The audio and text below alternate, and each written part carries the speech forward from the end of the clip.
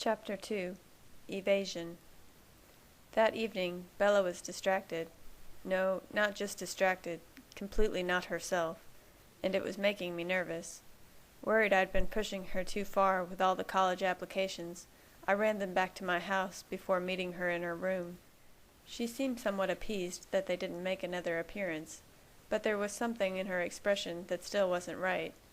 I noticed she kept fidgeting with something in her pocket, and I had to stop myself several times from asking what it was. She was restless most of the night, and kept muttering, "I'm trying," as her expression twisted and contorted. I traced my fingers up and down her arm, lightly planting kisses on her shoulders and neck, until she calmed down.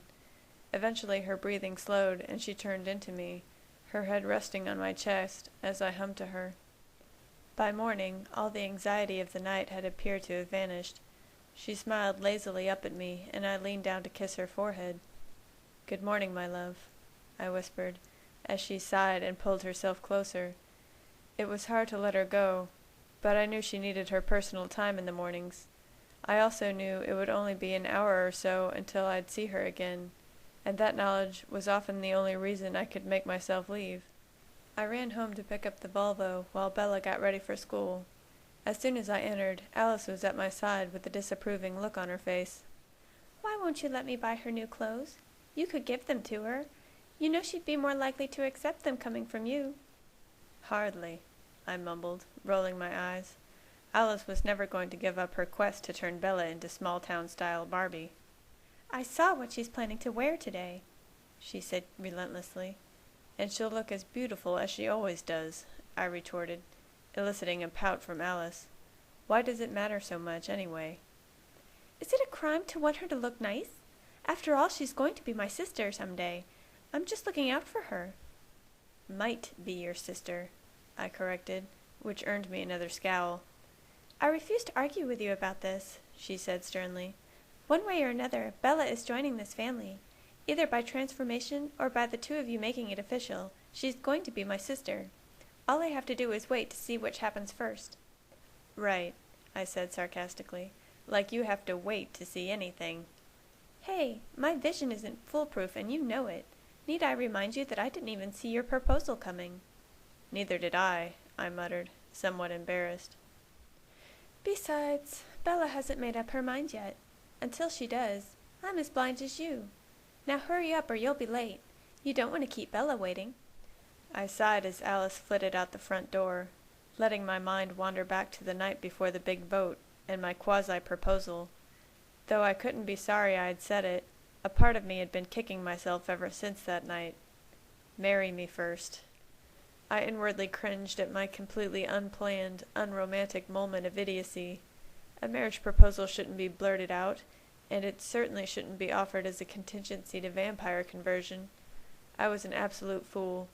She hadn't even taken me seriously. Then again, how could I blame her? There had been no warning, no prelude, no flowers or candles.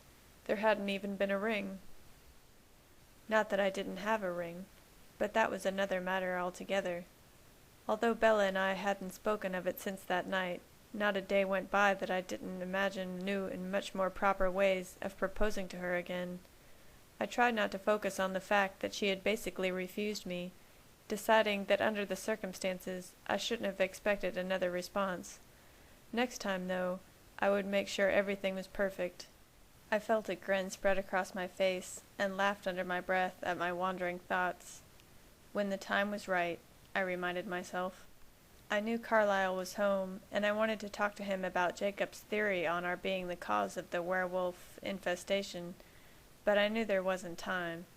Deciding it could wait until later, I hurried outside and drove off to pick up Bella. Out of respect for Charlie and his restrictions, she had been driving herself to school, and both of us were eager to resume our old pattern from last year. She was waiting for me when I arrived, smiling from ear to ear as she ran to the Volvo. I took a quick peek around to make sure none of her neighbors were in sight, then flew around to the passenger door in time to open it for her. She gave me a quick kiss on the cheek, her smile growing impossibly larger before stepping inside. We walked hand in hand until I dropped her off at her first class, and I was waiting for her outside of Spanish so we could walk to the cafeteria together. I loved the way her pulse raced every time my fingers laced with hers. The electricity between us seemed only to intensify with time. We headed to our usual table, and though my attention was always primarily on Bella, I was momentarily distracted by the nervous energy I felt permeating in the room.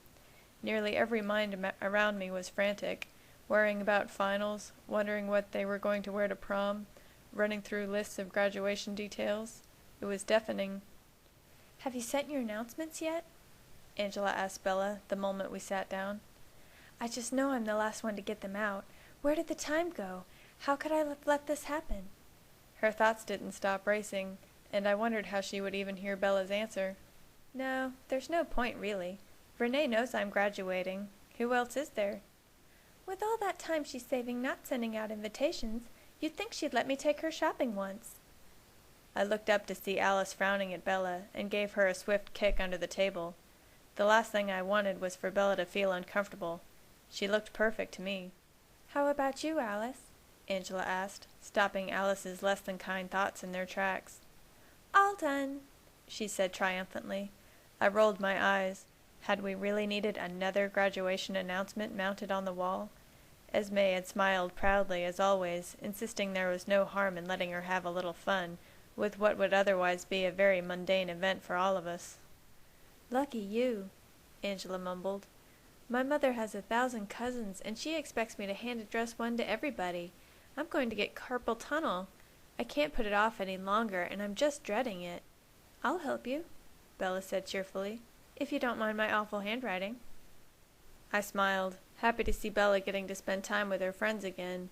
I knew part of her eagerness to help Angela was out of a desire to abide by Charlie's wishes, spending more time outside the Cullen circle, but she had also really missed Angela. It was nice that they would get to spend some time together, just the two of them.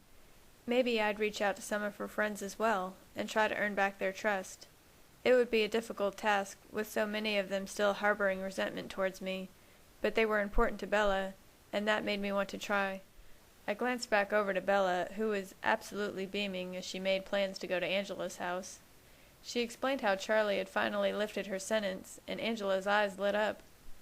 "Well, that is great, Bella. We'll have to go out to celebrate."